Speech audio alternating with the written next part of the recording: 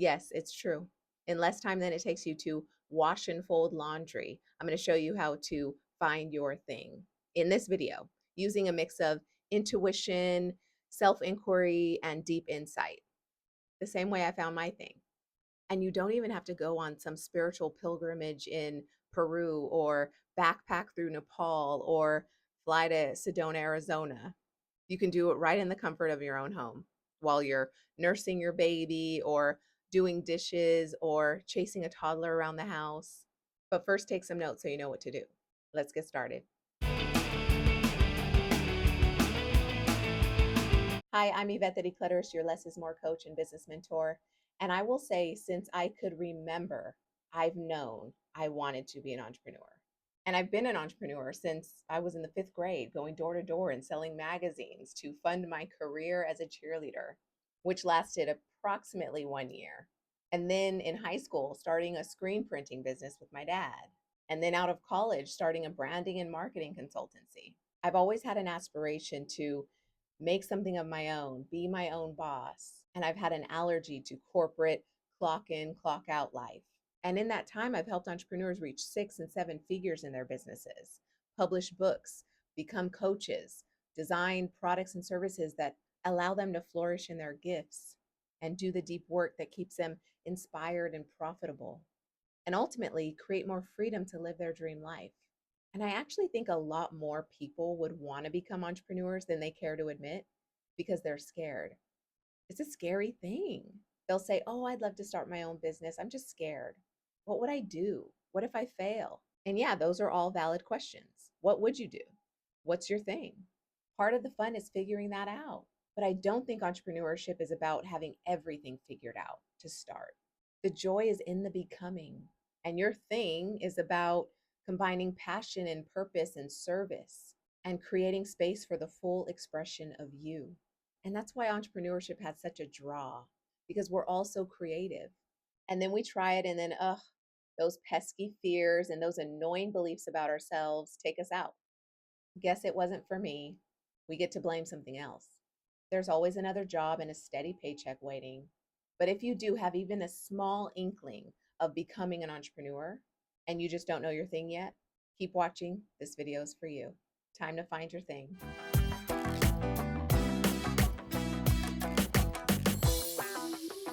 Knowing your thing is to know yourself without the pretenses, without the people pleasing, the posturing, just you and all your authentic glory. When you don't know yourself, you feel lost and confused and disorganized and disconnected from it all. You're starting and stopping projects, abandoning goals, quitting before you even begin. And that's why you feel off in your spirit, because you're wandering aimlessly. We are on a search for meaning, and it's not going to be found in a business. But business can be the vehicle to take you for the ride of your life. Just like a dream career in medicine or tech or politics or a deeply loving relationship with your family. And in our case, as aspiring mompreneurs, when we find our thing, we find our story, our platform, our people, and everything falls in place in our business. It becomes easier to live a life of meaning. Okay, this is it. I'm going to reveal 4 of my favorite tips to find your thing as a shortcut to clarity. And I'm doing this so you, the mom who doesn't have a lot of time to herself, I actually want you to go be with your kids, can figure out your path in life on a deeper, grander scale in less time. Because as moms, we need that part figured out already.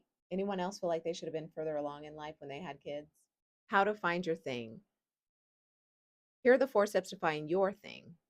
Step 1, clear the clutter. You can do this one on the blank canvas of a new country where you don't know the customs or the culture, or you can just do it on a blank sheet of paper. I joke about backpacking to find your thing only because that's what I did. I found my thing living in Santa Teresa in Rio de Janeiro in my early 30s. And I went knowing nothing about the place on a mission to find myself. I literally went on a soul searching mission. I remember I quit my corporate job. I was miserable in a cubicle and I downsized my day to day life into a backpack, got on a plane, and I left. And I've been decluttering and simplifying my life ever since. It's a daily thing, and helping others do the same. And it wasn't the trip itself, it was my actions while I was there. I journaled a lot. As I traveled solo, it was just me and my thoughts about everything. So, my best tip for you right here, right now, to clear clutter from the mind is to journal. Pen to paper, journaling makes space in the mind to explore and fantasize and question and piece together who you truly are. You begin to weave your own narrative. You get to script out your own life, no one else. Journaling is raw and it's honest, and it's exactly what your audience needs from you: your authenticity, your confidence in your story. Using Julia Cameron's suggestion in The Artist's Way, journal every morning at least 3 pages in your notebook about anything and everything. Nothing is off limits. No need to edit or make it sound good. Just write out what flows out. Julia calls them morning pages to unearth your creativity and reveal you as a creator. And it's worth every minute. Aim to do this every day for at least 30 days straight. You will be surprised at the mental load that is lifted. You'll shine a spotlight on your bravest moments, your scariest moments, your courage, your bravery, your worries, your fears, your thinking. Step 2, begin with the end in mind. I'm always talking about vision and visioning and visualization and vision boards for a reason. Your brain and body are wired to work towards something: safety, survival, and also health and peace and joy and love. So, where do you see yourself in 3 years, in 5 years, in 10 years?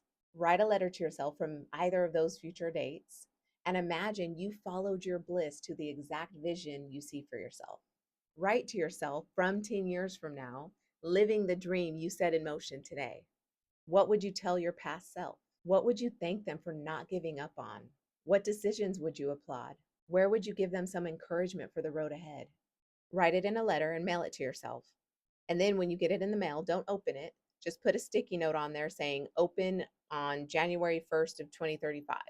Some tips on writing to yourself: include what you're doing, who you're with, what's making you laugh nowadays, what feels expansive about your life, what values are you most grateful for not compromising on, what's energizing you and getting you out of bed with a pep in your step each morning. Include it all in a love letter to the version you are now from the version you will be then. Write a letter every 30 days, whenever it feels right. You can even do it right inside your journal, and the universe will be looking over your shoulder. Your wish is my command. Step 3, discover your ikigai. I've read so much on purpose and gone down all the rabbit holes to arm myself with all the tools out there that could possibly help you find your thing. And in full transparency, I do keep one technique very close to the chest because it's what helped me find my purpose first when all other techniques failed. And it's a technique that I borrowed from somebody very wise a long time ago. But I only reveal it inside the Soul Searcher's Handbook. And if you're interested in that, the link's in the description below. One very cool exercise I always recommend, though, is the Japanese concept of ikigai, a reason for being. It's the intersection between what you love, what you're good at, what the world needs, and what you can be paid for. And where they all overlap reveals your vocation in life. It's a life philosophy to always be striving to find that perfect combination so that you know you're living on purpose. And that's crucial for a mom turned entrepreneur or an entrepreneur turned mom who doesn't have a lot of time to waste and wants to work on the things that matter in the time she has to give. And the Ikigai process is my favorite to strip away the excess. It's a great hack for a minimalist entrepreneur. Here's a prompt to write into ChatGPT to help you flesh out your Ikigai. Act as a life coach and guide me through the Ikigai process step by step. Ask me one question at a time and wait for my answer before moving on. Help me uncover what I love, what I'm good at, what the world needs, what I can be paid for. Then help me find the overlaps between these and identify my ikigai. At the end, summarize my potential ikigai in one clear sentence. When I did mine, ChatGPT spit out, your ikigai is guiding people, especially moms in BIPOC communities, to start businesses that align with their truth, build generational wealth, and create a legacy of empowerment. That tracks. It's not my purpose statement, which still brings tears to my eyes. It's just my thing. I think following your ikigai is how you never work a day in your life. For all those wondering, like, can I do a Myers-Briggs personality test or pull my human design chart? And yeah, all those would be fine, but those would still just accompany this work right here. You would still want to know on a fundamental level what you believe, deep from within, born from your own experience. Life will life, and change everything and your ikigai along with it, but your purpose will remain unfazed. So always feel into that alignment and you'll never go wrong. Step 4, fail forward. Make more mistakes, always be testing, reviewing and getting feedback, assessing and adjusting, because every fall is still a step forward. The more connected you are to the 3 steps before this one, the more connected you are to strategy and process and structure and simplification. Why is this important? Because there is nothing predictable about motherhood, and not everything is profitable or lucrative in business. Some things are just a waste of your precious time. So we want to stay nimble and flexible as it pertains to being effective and efficient. Float ideas out there and see what comes back in the way of community feedback and customer surveys and reviews and testimonials. The faster you fail and the quicker you are to get to those no's, the sooner the yeses come and all the yeses that follow because of your bravery to pursue this path. My business, my mission, my ikigai was tested the minute I became a mom. My resolve for it all came into question, but I knew I was still an entrepreneur. Like, I cannot fight that urge in my bones. Not when my husband asked me if I just want to be a stay at home mom after I had my second son, not even when postpartum depression wore me down, and not even when motherhood pulls me in 8 million different directions and just runs me to the ground. If anything, I just simplify even more to make what matters fit. And my audience changed. I pivoted who I was talking to. I had been coaching entrepreneurs since 2012. And after having kids, I really just wanted to focus on moms because I'm a mom and I know the struggle of the juggle. Who better to help moms simplify their lives and their businesses than me? My next step was obvious. I niched down even more. I narrowed in on the entrepreneur mom who doesn't just want to sit their kid in front of an iPad for 8 hours while they go work. They actually want to spend time with their kids. Did you start this business to spend less time with your kids or more?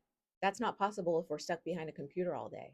I don't know about you, but I still want to be able to be nomadic, portable, location independent, as much as I was when I was backpacking through Brazil. I love everything about that country now. Only this time I'm raising tiny humans who need me to be available. We're the best. And I know I'm still on the right path. My purpose is still aligned because it's been an absolute pleasure to do this work. The joy of watching these moms get it and change their lives and experience a freedom that they thought was long gone or impossible. Yeah, there you have it. The 4 steps to find your thing. You know when you found your thing, your niche in business, when it feels like you're helping yourself. Now it's just about telling the world what you know. If you don't want to do this work alone, I don't blame you. You can join me in my next 5-day challenge to help you find your thing, what you were born to do. The first 10 to sign up using the link below are free. And I'll even send you a thank you gift, my dream business planner, so you can turn your thing into a business. Because remember, you're not just a mom. Till the next time.